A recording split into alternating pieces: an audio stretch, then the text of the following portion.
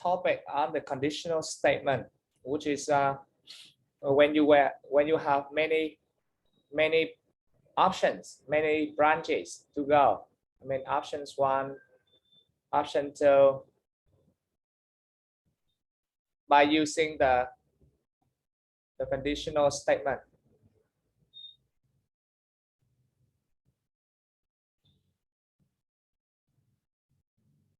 So that with conditional statement, we have an if condition number 1, if it's true, you do number 1 here.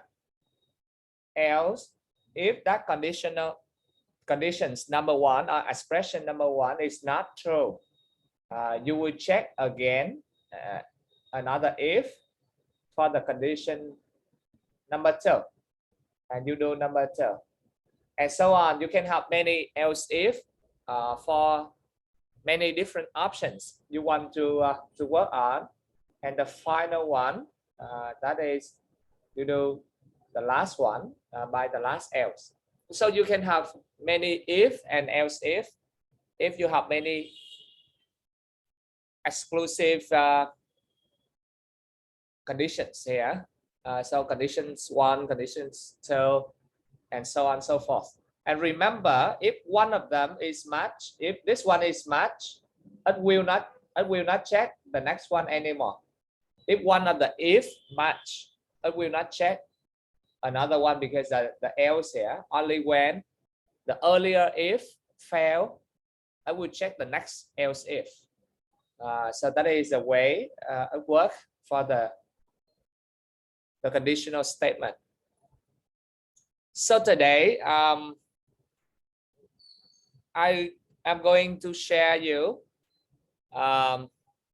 first the operator precedence. I mean, which one come first, which one come after, if we have the operators and how they are working on the expression on the statements.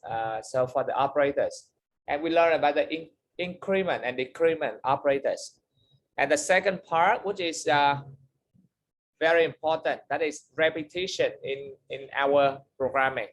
So we learn together with the conditional statement, if you learn the repetition also, so you would be able to solve a lot of problems in real life. So let's have a look on the operators. So when we are looking into the expression, we have some arithmetic operators. So the arithmetic operators, we can have like, you can put a plus in front of a variable, so it gives no change to that variable. But if you put a negative, a minus in front of a variable, I would take the negative of that one. For example, if you have 7 and now you put -7, so it will become a negative of that one. And if you already have -7 and you put a minus before it, so it will become 7, because it takes the negative of the -7. So it will become 7. So put a minus in front of a variable, I will take the negative of that one. And those are the basic arithmetic expression you can see. First of all, that is an addition operator. The addition operator will take the sum of A and B. All of you know, so that's simple. Subtraction operator, it takes the difference between A and B. So A minus B, A subtract B.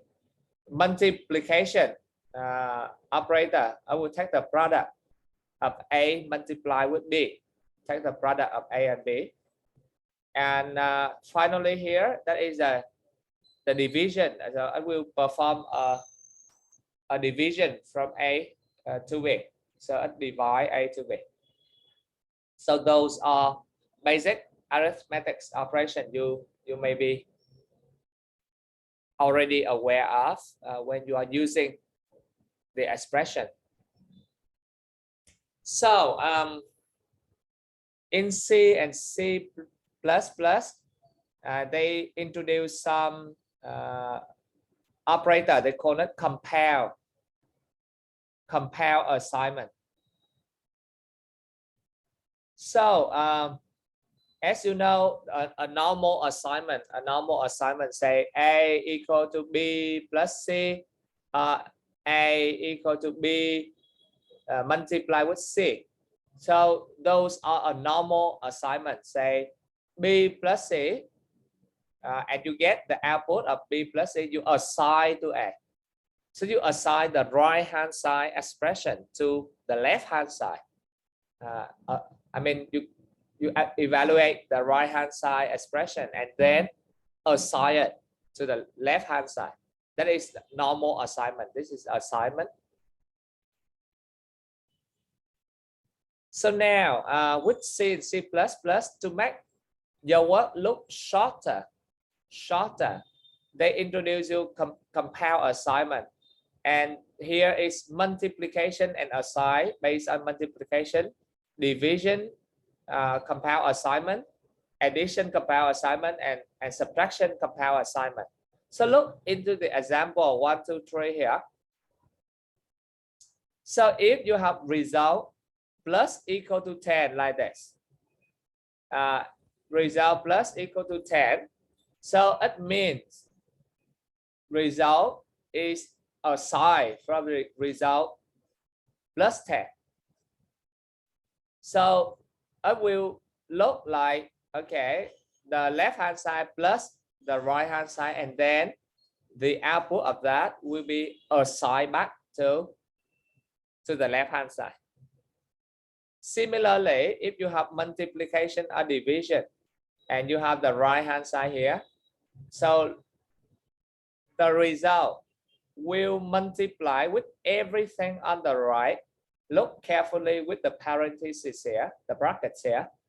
So it multiply with the whole of the right hand side. And then in the end, I will assign back to the left hand side. And similarly, this one also assign back to the left hand side, but a divide for the full of the right hand side. So this is the compile assignment. I'd write in short. In a long form, I'd write in full like this. Yeah, they are equivalent. Okay, they are the same. So either you are writing using compile assignment or the simple assignment on the right hand side. They have the same performance. Only in the short form here, it look a bit shorter. But to you, to many of you, it may look a bit odd to you because it looks strange to you because it's new. But if you are reading a lot of source code on the internet, you will see they are using a lot on compile assignment to make your typing, your programming shorter, faster, shorter, and it look neat. So that's okay. So you get used to them when you are working with C and C++ in programming, and they are called compile assignment. Remember, they are called compile assignment. So they combine the arithmetic operator with the assignment, and they call this one is a compile assignment. Is it clear, everyone? Tick the yes if you can follow easily now. Okay, remember, you can use the right hand side here. It's okay.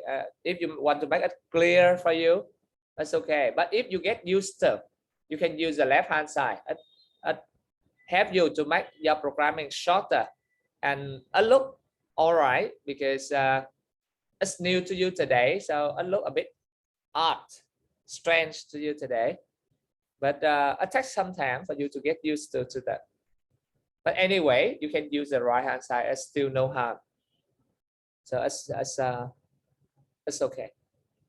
Thank you for reacting.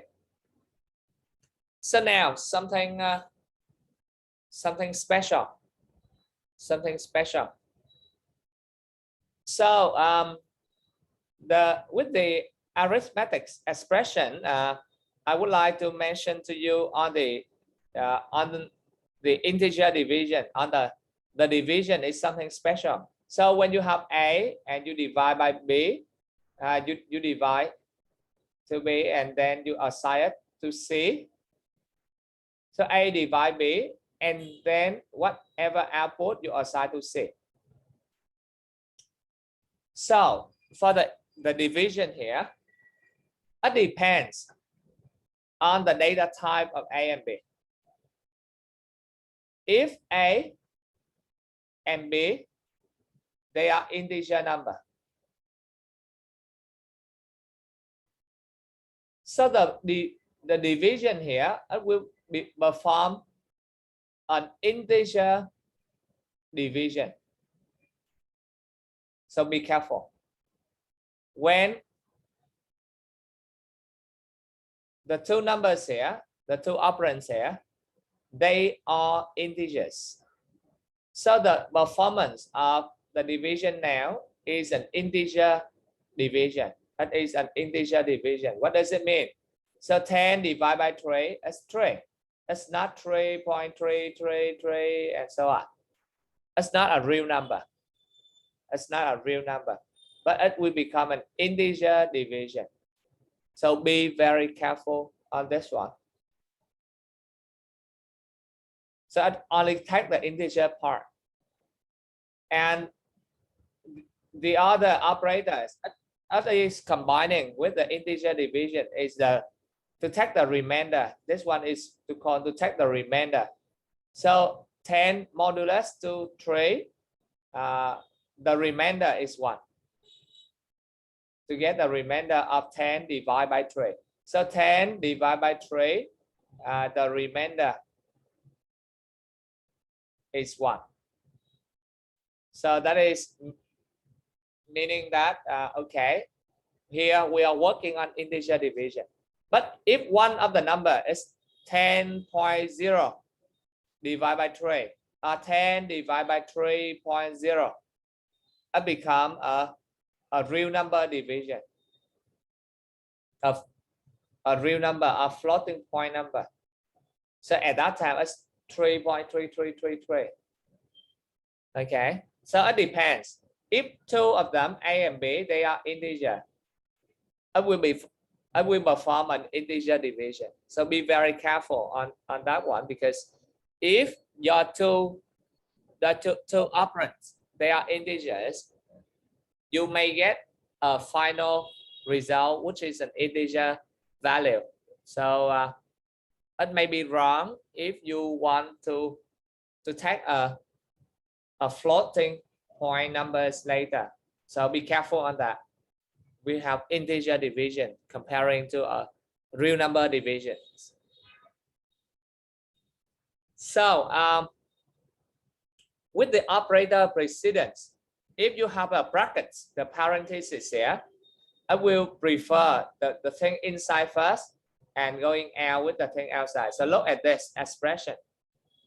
So this one, I will perform 4 minus 1 first. So it becomes 3. So 3 multiplied with 3 is 9. And then it will add 2. And you will get 11. So the parenthesis in the nested, in the inside one, will be done first. And then I will do the outer one. So the innermost will be care first, and then I will go out to the outer. So that's normal. You learn during your high school years already. So I will not discuss too much detail here. So with this one, is it 7 or 16? Everyone? 7 or 16 with this expression. 3 plus 1 multiplied with 4. Is it 7 or 16?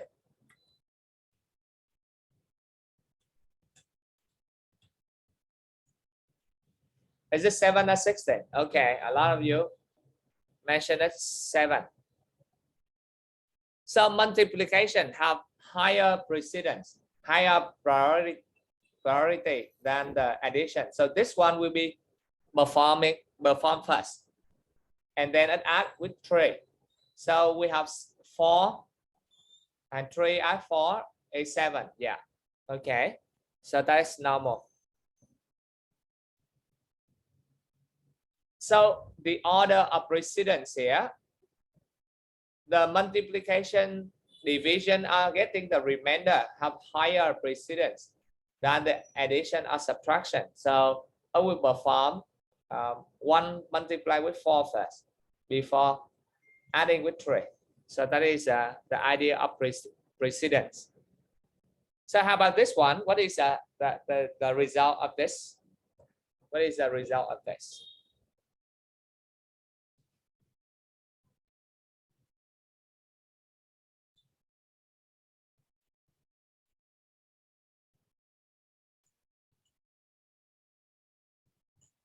Everyone, what is the result of this?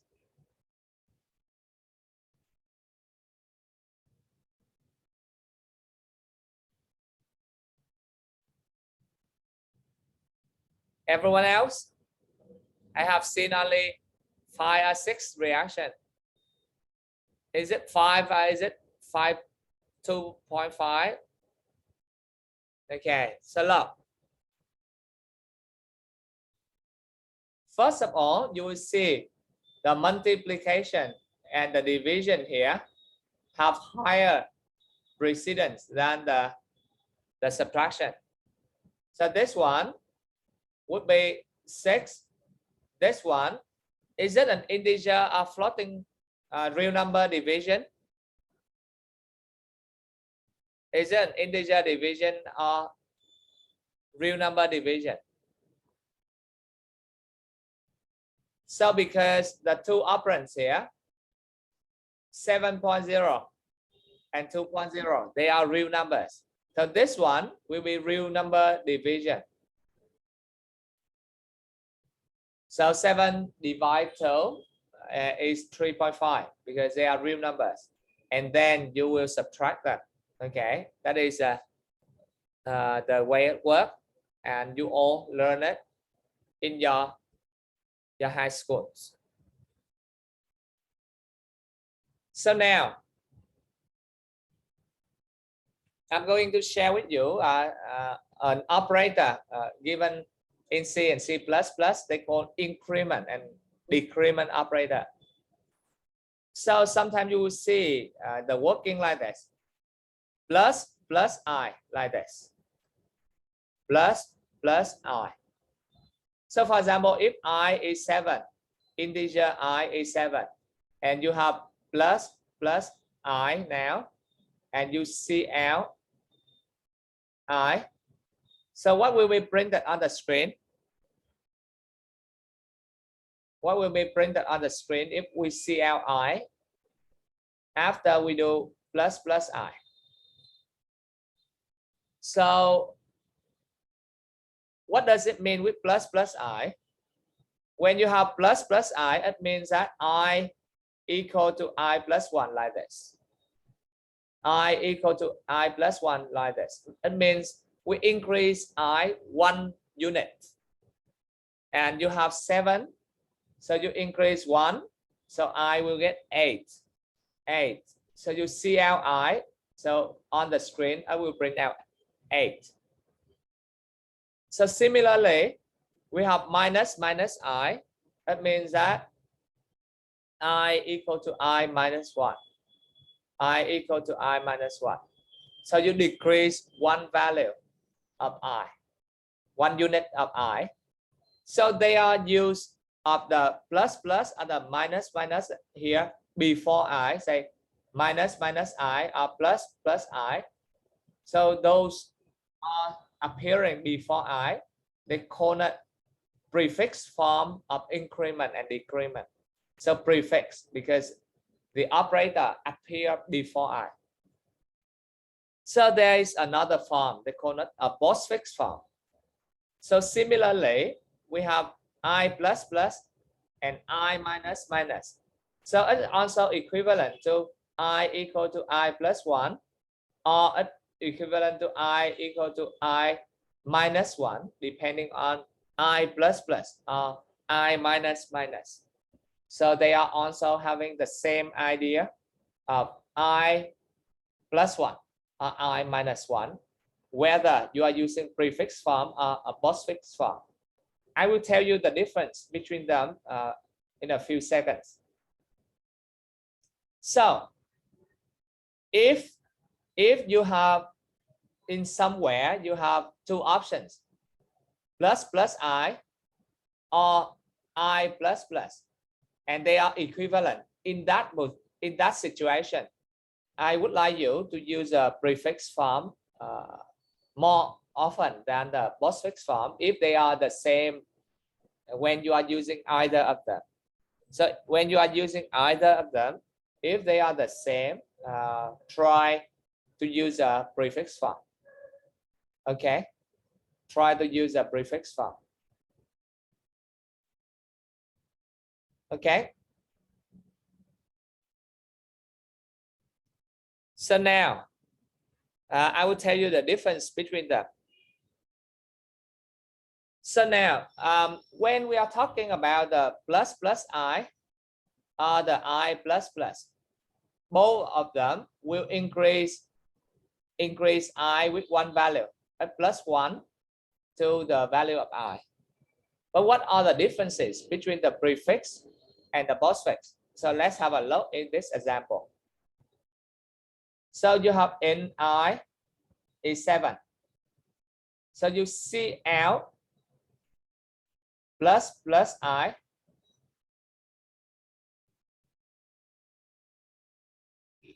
and another case NI is 7 and you see out I plus plus. So in the first case here and in the second case there, in the first case, what will be printed on the screen? What will be printed on the screen in the first case? Do you know? In the first case, what will be printed on the screen? So look. Now, look in this statement. You see L, a plus plus I. So plus plus I is prefix. So it will be done first. So it will increase I first. And then I will see out because this is a prefix. So it increase I first and then see out. So what will be shown on the screen in this one would be number 8. So in the second case, you also have a compound statements here where you have multiple operations in one statement. So this one is a postfix form. So I will see out first because it's postfix, it do later. So I plus plus will be done later. So you have C out first and I plus plus. So what will be printed on the screen if you run the second case? In the second case, what will be printed on the screen? Everyone? I plus plus. So in the second case, yeah, only 7 will be shown on the screen. But in both cases, case number 1 or case number 2, the value of I in the end, it is 8. Even though in the second case, it will print out 7 on the screen, but the value of I is 8. I at that time is 8. Okay, so that is the idea of prefix and postfix form of increment. Postfix form of increment. So the residue value of this one, the residue value is 100. But then the value of I is 1 and 1. So the residue value here, because it's postfix. So the residue value is the current value of I before performing the increment. Before the increment of 1 unit, I will bring out the CL of 100 first. That's why now we have the plus plus, the increment, and you have C plus plus, and you know what does it mean of that plus plus there? That is one step more than the C.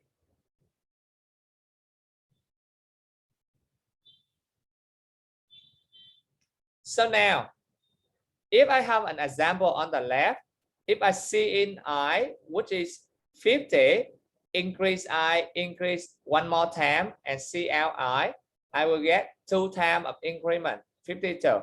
If I input 100, I will get 102 because I increase it 2 times. So I get 2 units increase for the inputted values.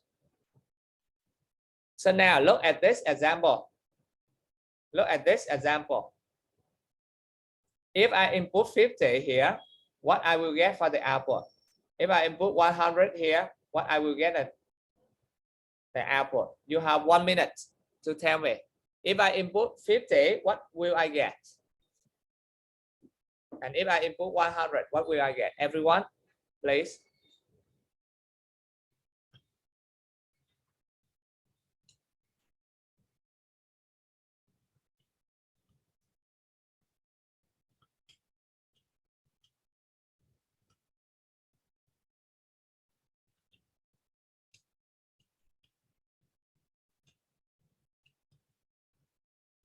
Everyone, please.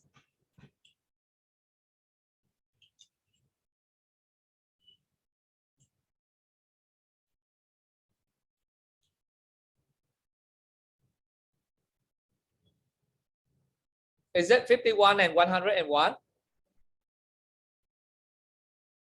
Someone say 52 and 102.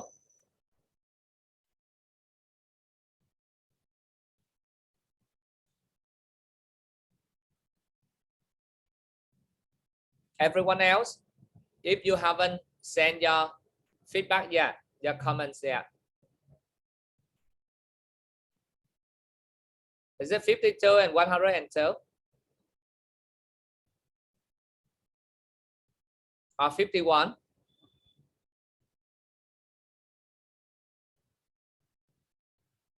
So let's see here. So if we input here, 50, this one, is it prefix or postfix? This one is prefix or postfix?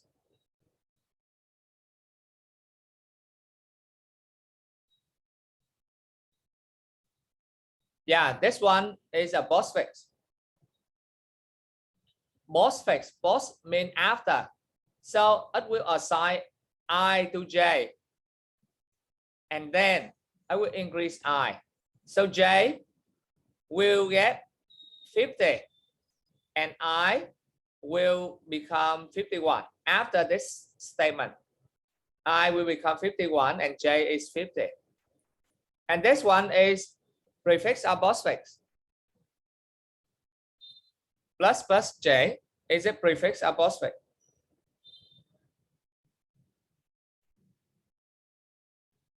Yeah, prefix. So I will increase J one more value. So J is 50 now. So I will become 51. 51 and assign to J. So it's the same. I mean 51 stays 51. And we see out J so that I will show 51 here. If you input 100, I will show 101 here. So remember, the first case, it is the postfix of I. So it only show 51 for I, but J only get 50. This is important because that is the postfix form of I. So you have 51 and 101. So be careful for those who mentioned 52 earlier. J is still 50 at that time. Okay. So now you are moving to the important part of programming. Besides the conditional statement, this one is very important when you are solving problem. So when you are working with the user, you ask the user to input, for example, ask the user to input data, and you double check. Is it your data you import? So if you double check and it's not correct, and it's not correct, so you allow him or her to do the second chance, the third chance, repeatedly until he or she input the data correctly. So that would be a repetition. That would be a loop. They call it a loop or a repetition. You repeat to do it again. Repetition. Repeat doing that. So for example, you receive the input, you show the input again and ask the user if it's correct or not. And if it's not correct, go back to step 1, do it again until you have got the correct input. So that is a kind of repetition, you call it the loops to do that one repeatedly. Like you go back to the step 1. So now in programming, what do we have? We have 3 types of the loops that we are going to learn. One, they call a while loop. The next one, they call a do while loop. And the last one, they call a for loop. All of them will perform the repetition as you expect. So a loop, I keep doing the same thing again and again. And either of them, you can choose from while, do while, or for loop. And now I will introduce you to the while loop first. And then let's see how can you work on. So the while loop,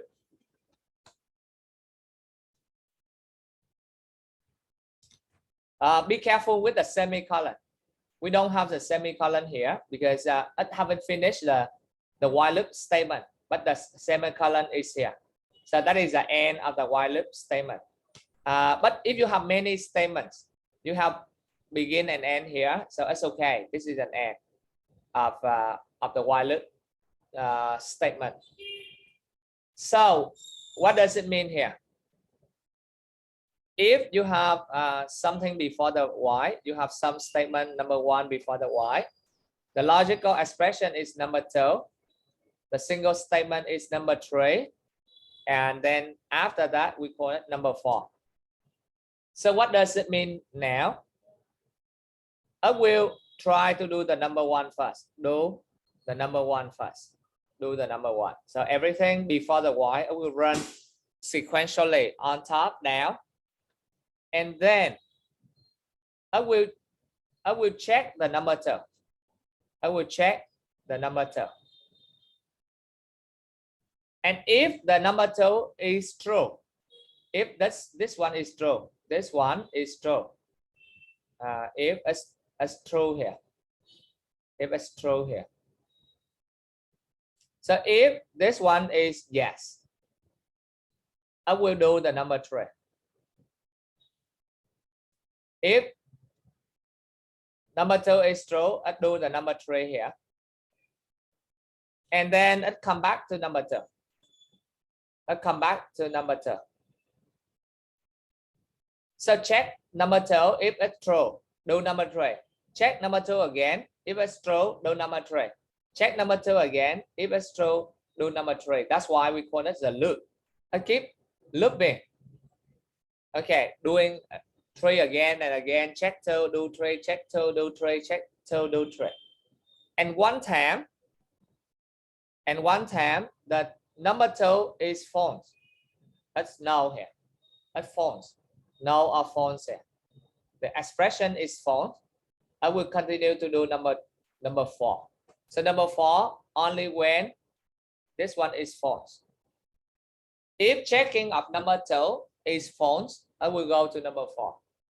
So that is the idea of looping. So a looping, it is looping between 2 and 3, 2 and 3. Check 2, do 3, check 2, do 3, check 2, do 3 until 2 is false. So if 2 is still okay, I do the 3 again. What if the number 2 is always true? What happens if the number 2 is always true?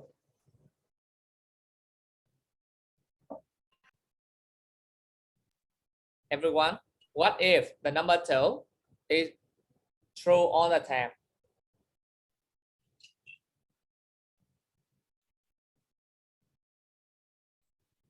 Yeah, it will loop forever. Yeah, it cannot stop. It will repeat forever. It will repeat forever. Someone has said infinite loop. So be very careful here. Be very careful here when you prepare the logical expression. When you prepare the logical expression here, you should have one case at one time. It will stop. I need to stop. It become false.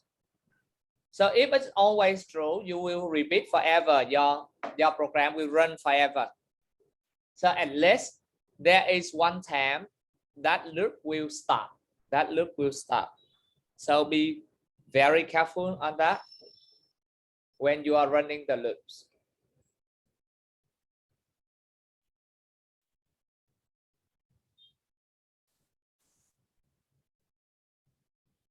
Okay, is it clear for you? Tick the yes if you can follow easily until now. If you have problem, tick a no, please. This is a loop, and many of you have learned in your high school. So I'm just trying to make it clearer for those who have just learned programming this time. Yeah, okay, thank you.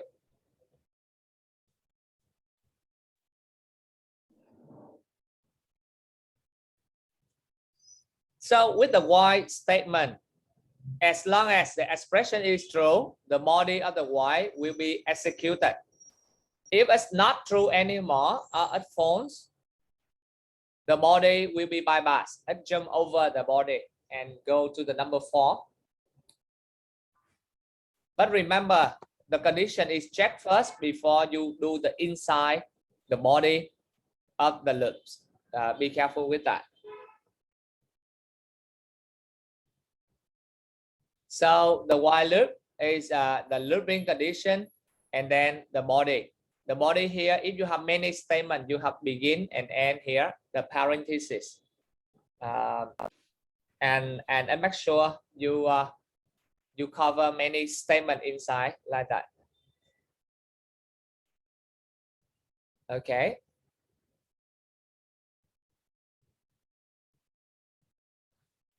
So normally before the while loop, when you get into the while loop and you have the condition here and the body of the while loop here, the body, and then after the while loop. So number 1 often used for preparing before you come into the while loop, and number 4 is after. After the block of while loop, you will continue with number 4. But remember, the condition in number 2 is very important. You should make sure that there is one case the condition will turn into false. Otherwise, it will go for an infinite loop. And to new programmer, you often have this problem. If you don't do it carefully, you may get into an infinite loop.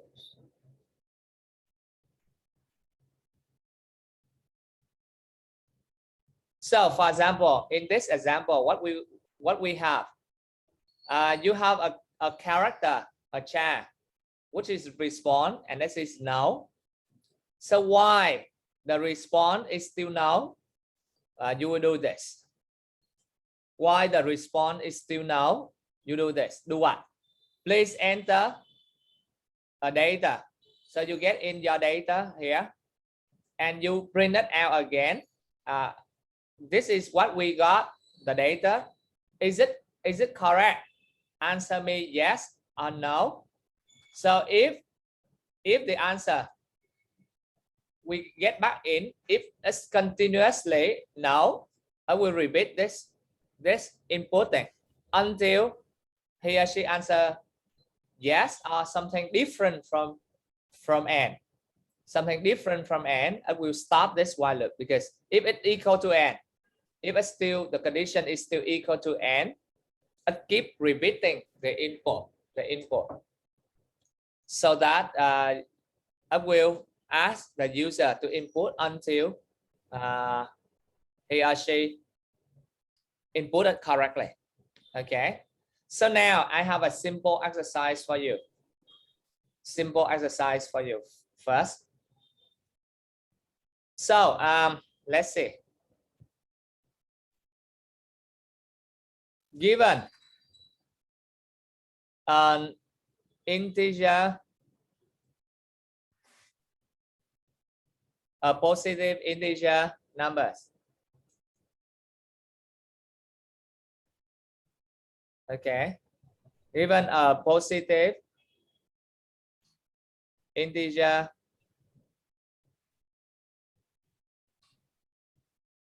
numbers n. Okay, given a positive integer number n, you are asked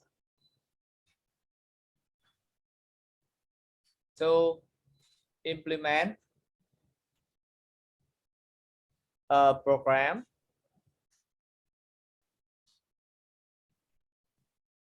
to print out the sum, okay, the sum of all the odd number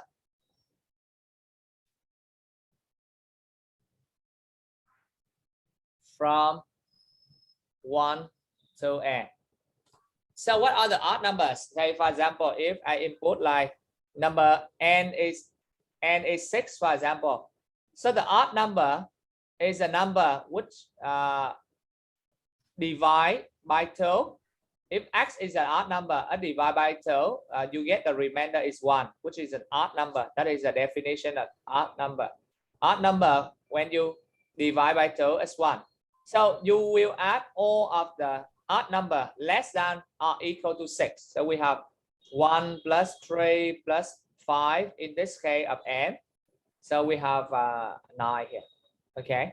But if n is 7, so we will add 1, 3, 5, and 7, because including n up to from 1 to n. So n is counted there also. So it will be 16. Okay. So you have 10 minutes to do this work. Is it clear for you for the requirements? So the user will input an integer number and you print out for me the sum of all of the odd numbers using the loop, the while loop we have learned so far, to print out the sum of all the odd numbers from 1 to n. Tick the yes if it's clear to you. Tick the yes if it's clear to you. And I give you 10 minutes to prepare this, and I pick up one of you to share your work. So all of you, you have to try on your computer now. And before programming, you can analyze them a little bit if you are not clear on the piece of paper to see what is going on and how you can add them up. Okay, so everyone, 10 minutes for everyone. Remember, we are using the while loop here. Using the while loop here. So using the while loop to implement this program, given a positive integer number n, you are asked to implement a program to print out the sum of all the odd numbers from 1 to n. And anyone who finished, please tick the yes. Okay.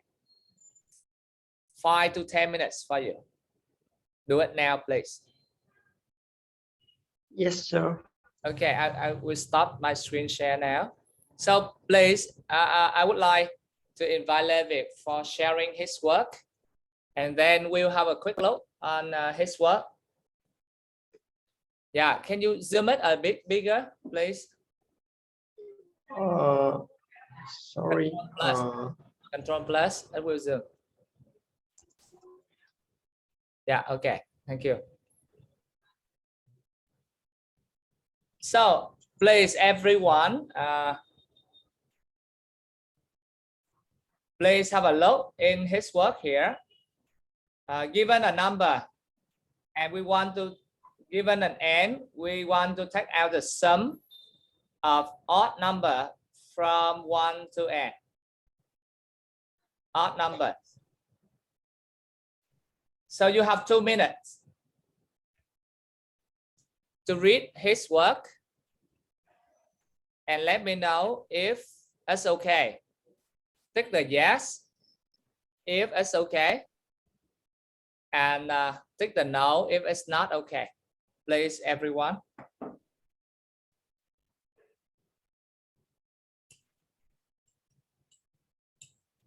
You have 2 minutes to read and to let me know if it's okay or not.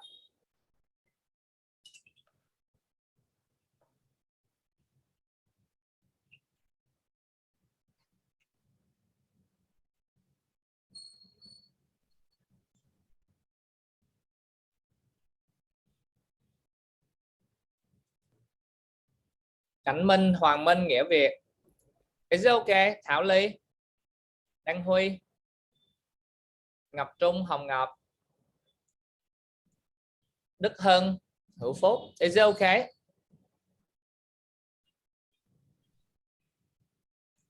Lâm Tùng, Lộc An, Minh Bảo, Hoàng Phúc, Minh Trí. Is it okay?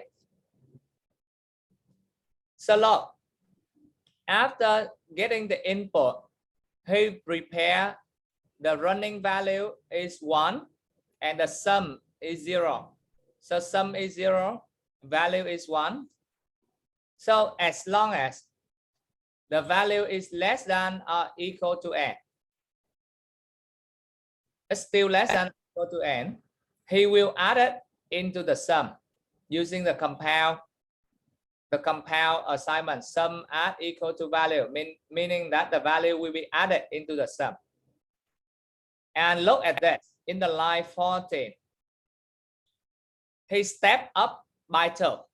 So we have odd number. So let's start with 1. The next one would be 3. The next one would be 5. The next one would be 7. So every step you jump 2 and you get on the odd numbers. You get on the odd numbers. And then until the value is bigger than n, this while loop will stop and it will skip to go out here and it bring out the sum. It bring out the sum of all the numbers. Yeah, so this one is correct. But remember, next time you should see out at the beginning to tell people about what is this program about, rather than just directly see in. Keep Yes, sure. As a habit. I mean, for everyone, not only you, and I know a lot of you try to focus too much into solving problem rather than caring about the user, the user of your program. So again, all of you, please remember, always you should tell other people what they are expecting. What they are expecting. Okay. Okay, I will try it next time. Yeah, thank you. Thank you. Thanks for sharing, Levi. Yes. Okay, you can start your screen share now. So I have another one for you to try. Also, again, given a positive integer number and you are asked to write a program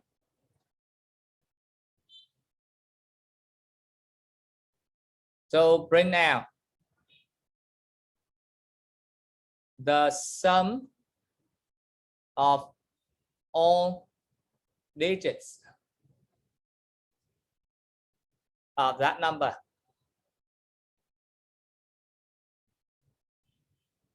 So for example, if n is 5,437, so you would bring out 19 because 19 is 5 plus 4 plus 3 plus 7. So you add all of the digits here, you add them together to become the sum, and to print out. That is the question number 2. I am asking you now. Given a positive integer number n, you are asked to write a program to print out the sum of all digits of that number. Is it clear to you? Click the yes if it's clear. Okay, again, you have 10 minutes to do this work using the while loop. Given a positive integer number and print out the sum of all digits in that number. Yeah, please do it now.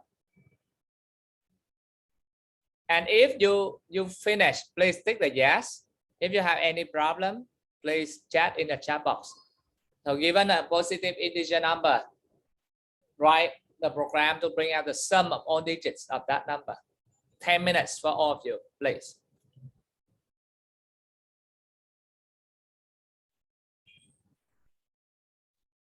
Minh Giang, Đăng Huy, have you finished? Anh Khôi.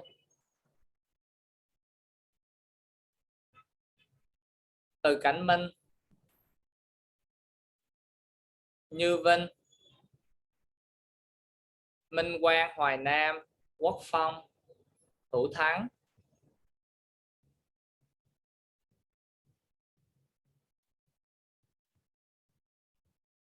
Hoàng Phúc, Bảo Minh. Minh Trí, Tấn Đạt, Trọng Nghĩa. Nguyên Hoàng, Thế Phúc. Vĩnh Phát, Đình Tùng. Nhật Hào. Okay. So I would like to invite one of you to share your work now. Let's see.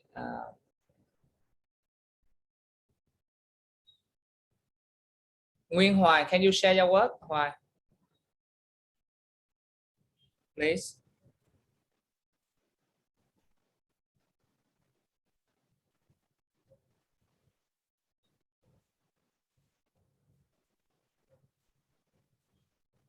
Okay, so please have a look on Nguyên Hoàng work. Again, remember, every time you want to solve a problem, remember to see out to the screen. What is your problem about? What are you doing here?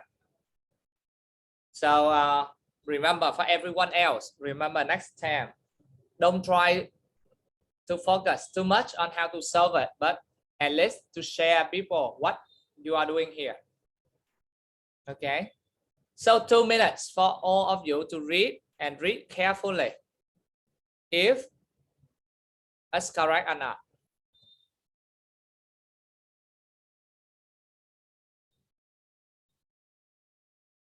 Tick the yes if you think it's correct, and tick the no if it is not correct.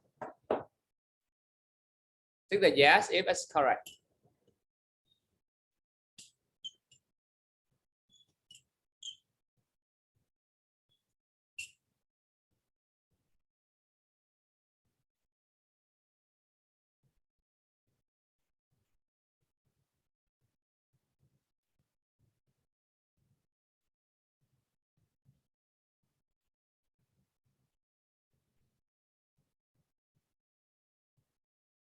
So how about others? I have seen 24 of you agree.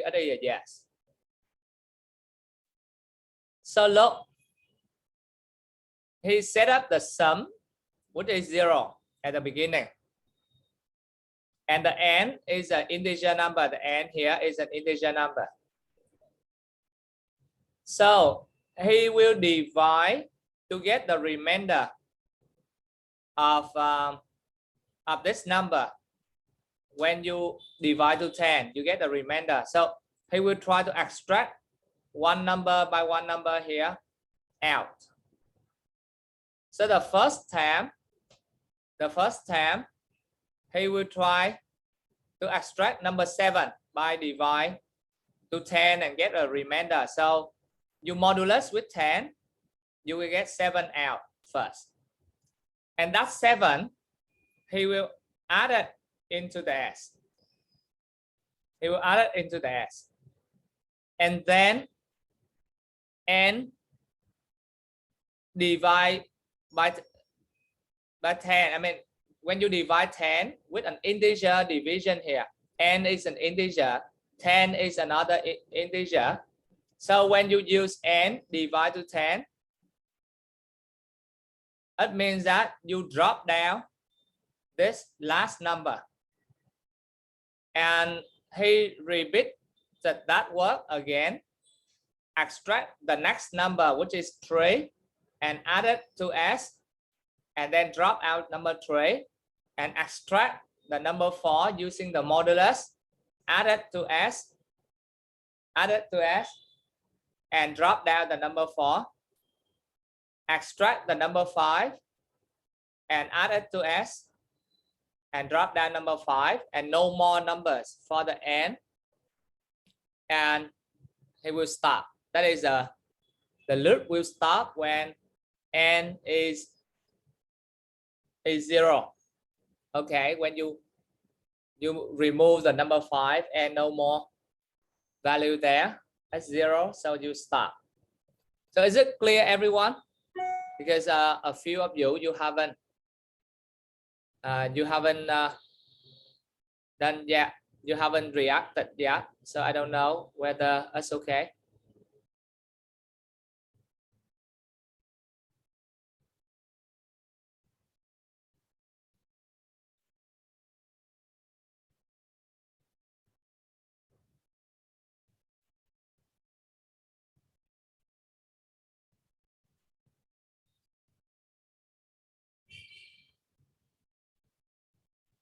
So thank you for sharing. And then I will give you another one to try.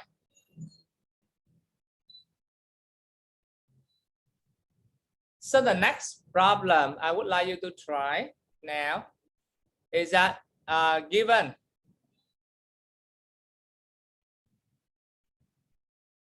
a positive integer number,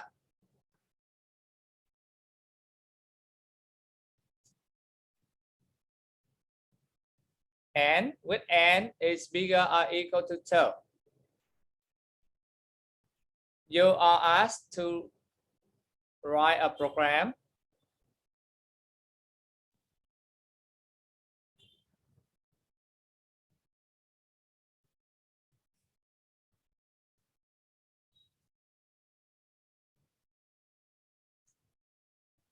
to print out whether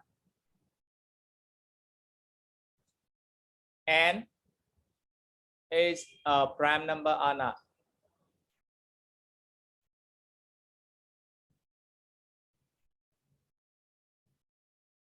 So print out whether n is a prime number or not. So what is a prime number here? The prime numbers, x is a prime number if n is a prime number if it is only divisible. It is only divisible to 1 and itself. So for example, we have prime numbers that is 5, that is 7, that is 13, because it's only divisible to 1 and itself. It's only divisible to 1 and itself. So now I would like you to let the user input a positive integer number from 2 onward, and you are asked to implement a program to print out whether n is a prime number or not. Okay, 10 minutes for you, please, everyone. Please do it now.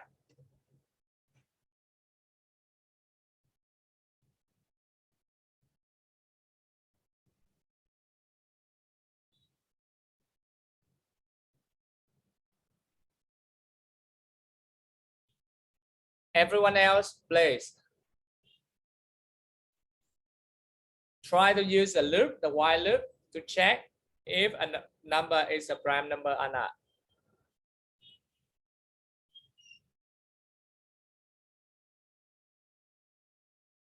Okay, thank you. I have seen quite a lot of you have done. Let me invite one of you. Tấn Đạt, can you share your work, Tấn Đạt? Please. Yeah, please. Can you share your work?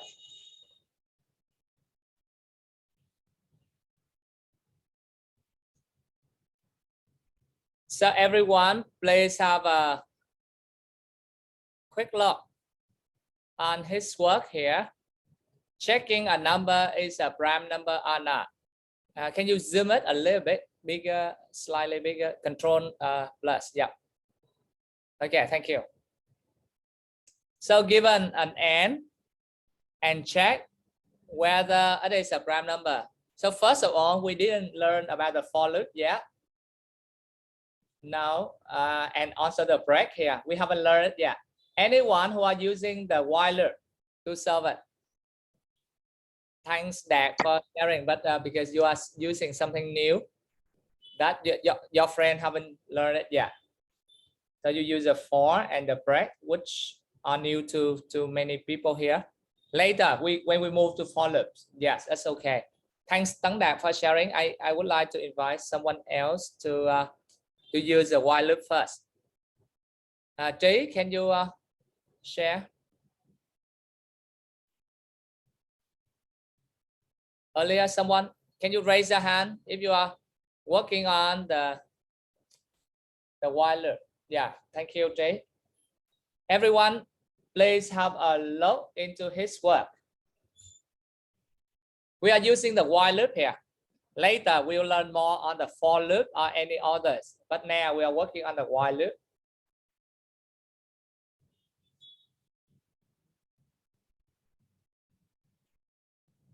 So everyone, you have 5 minutes to check if it's okay.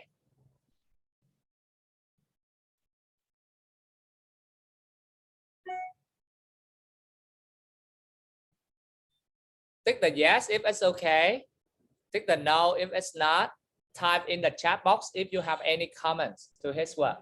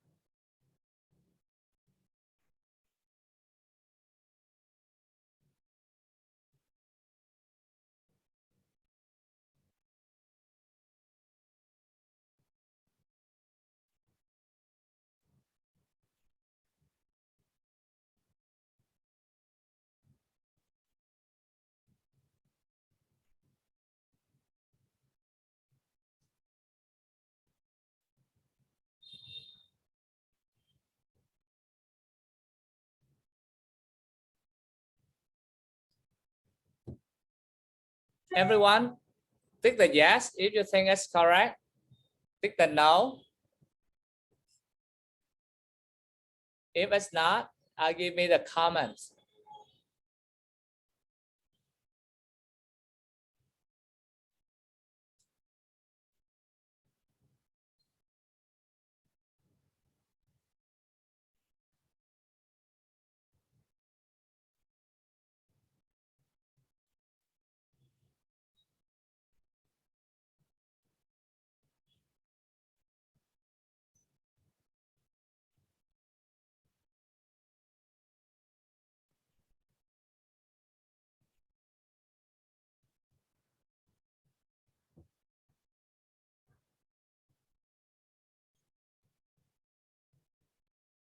Anyone else? Any other comment? I have seen 10 of you saying, yes, it's correct, but any comments?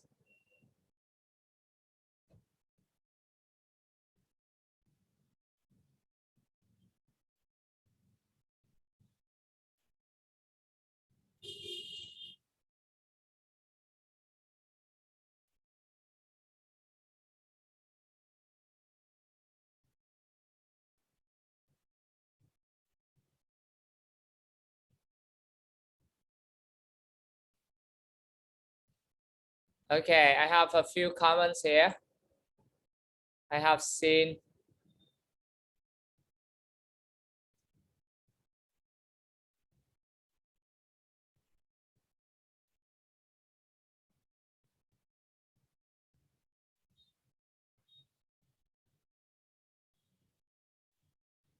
so look, if I have the n,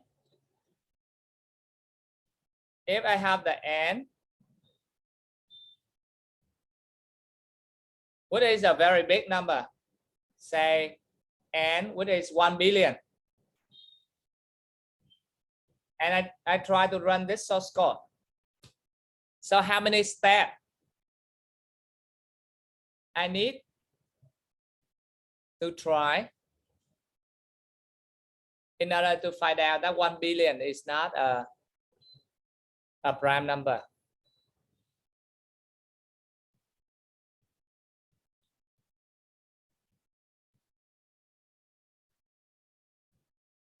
Everyone? If n, my n is 1 billion. So how many steps I need to check in order to find out n is a prime number or not? Okay. So Hoài Nam mentioned that it's roughly about 32,000 steps. Everyone else, do we need that many number of steps to know that 1 billion is not a prime number?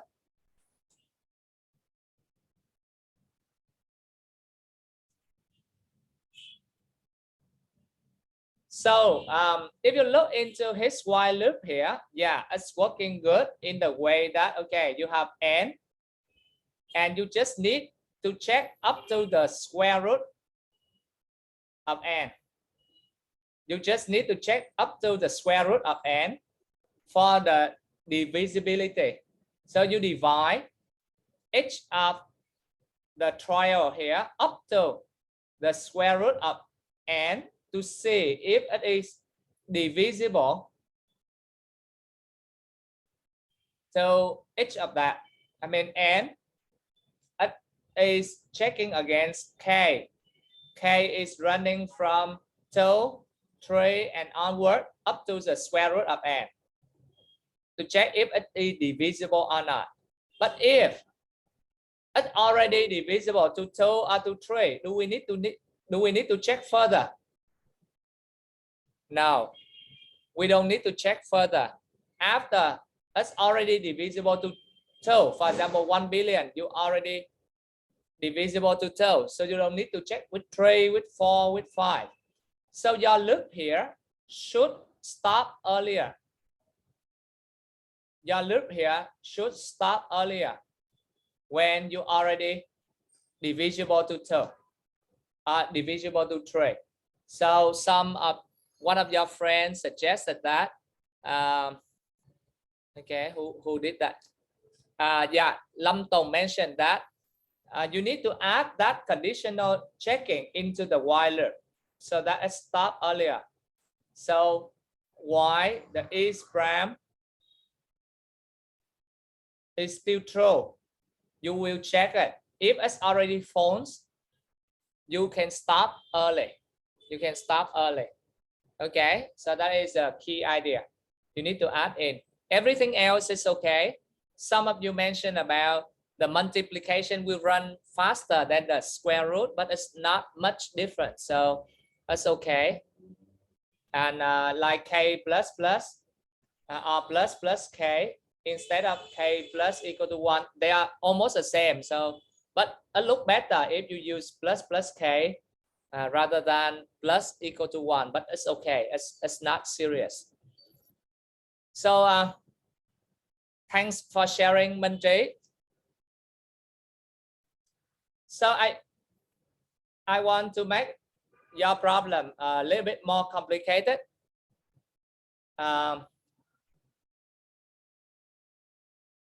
By having a nested loop. So now again, also given n, which is an integer number, n bigger or equal to 2, an integer. I need you to print out all prime numbers.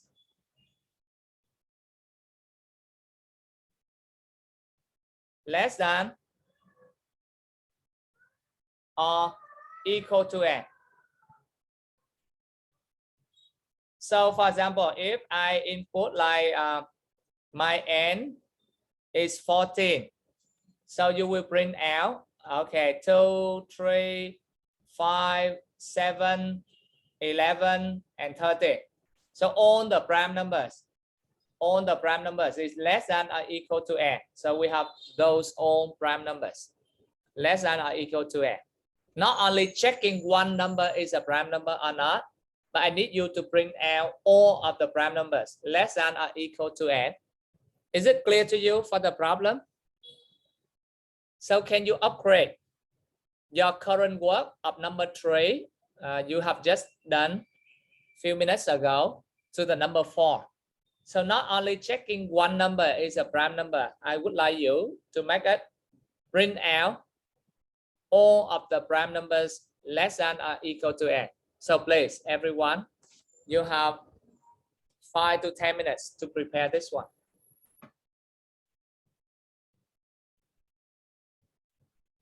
Five to 10 minutes to prepare this one. All the prime numbers less than or equal to n. Upgrade the previous problem to this one. This one is a bit more complicated. Type in the chat box if anything is not clear to you. Bring out all prime numbers less than or equal to n.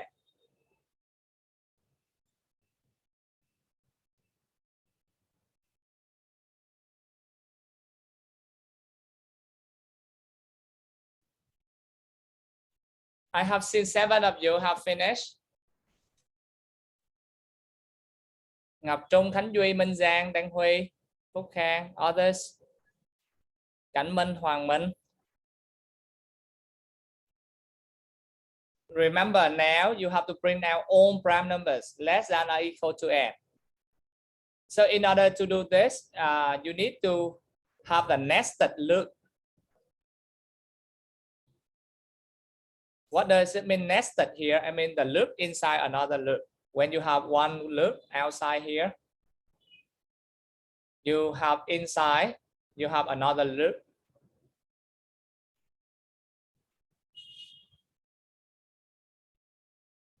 So you have both, I mean two loops nested with each other. I mean one inside the other. So the one inside here, you will need to check whether the current number is a prime number or not.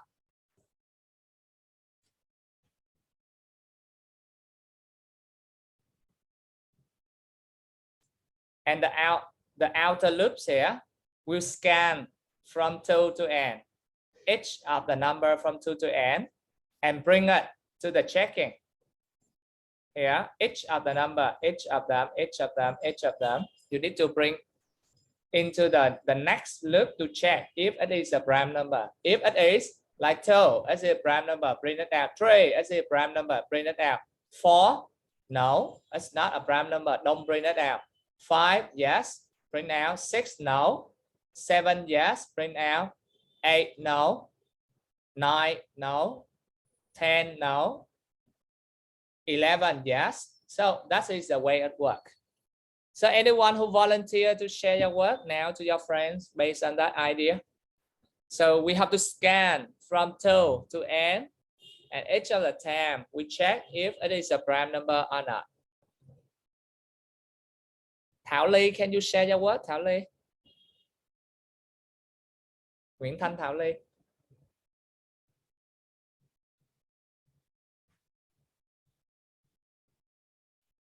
Are you there? Please. Yeah, thank you. Everyone, please have a look in her work to see if it's okay. Enter the number to list all prime number less than or equal to it. Yeah, thank you. That's good. I mean, you print out to tell people that what you are doing here, so that they are expecting. Okay, what is this program about? And you input a numbers, and those are prime number. You have 2 minutes to read and tick the yes if it's correct, and give me the comment if you think something you need to discuss here. 2 minutes for all of you. If it's correct, tick the yes.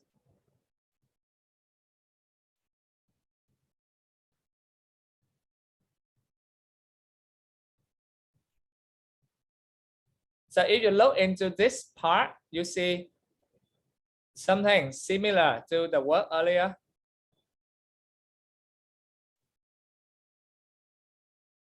The previous work.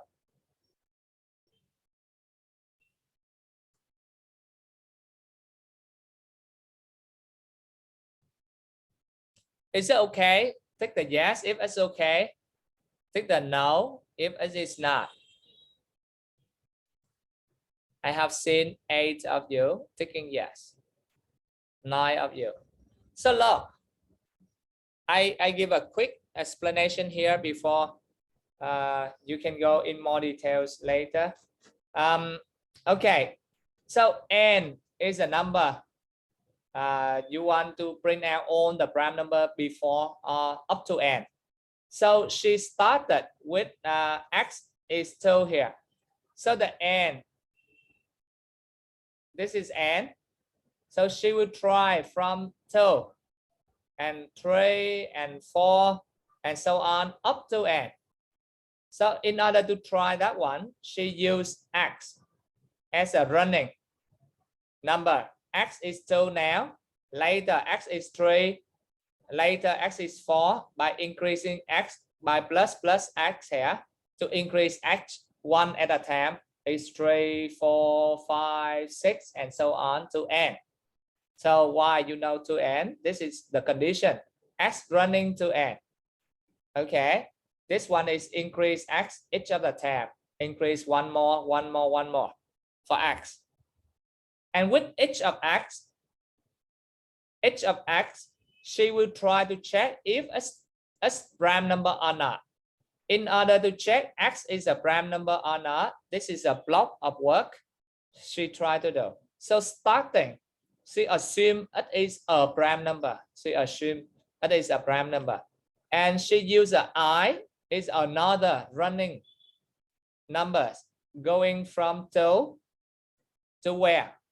To the square root of x. Why you know a square root of x? Because she used I square is less than or equal to x. So I will run from 2, 3 until the I multiply with I is still less than or equal to x. And it's not the prime number yet. You will check. So she will get x divide to I. And if it's divisible, she turns the prime number to false immediately. And this checking in the condition will stop the while loop. And it only print out if the prime number Boolean variable here is still maintained. So it is a very good work, very clean, tidy, and I look very clearly on the way it is. For everyone, can you follow it? So I have seen 16 of you agree yes from her work. For everyone else, you can revise your work later. Yeah, 19 now. For everyone else, if you haven't finished, it's new to you for the loops. This is some of the good example for you to learn from. Okay. Thanks Thảo Ly for sharing. So that is about the while loop I introduced to you today. For the next time, we will learn other loops. They are quite similar to the while loop, slightly different in the way we are using it in real life, but you can use either of them. So with the conditional statement and the loops, now we can solve a lot of complex problems. So we will explore them later, and we'll learn more on the data structure, how to store them in a complex way to solve more real-world problems. So thank you for joining the class today. I think the time is over now. I will upload the videos later for those who are not able to follow in the class to revise them. Okay, thank you and have a nice day, everyone. Thank you for joining my class today. And next time we'll cover the remaining of other types of loops. Yeah, thanks and have a nice day, everyone. And be safe at home also. Yeah, thank you. Have a good day, everyone. Yeah. Thanks and goodbye.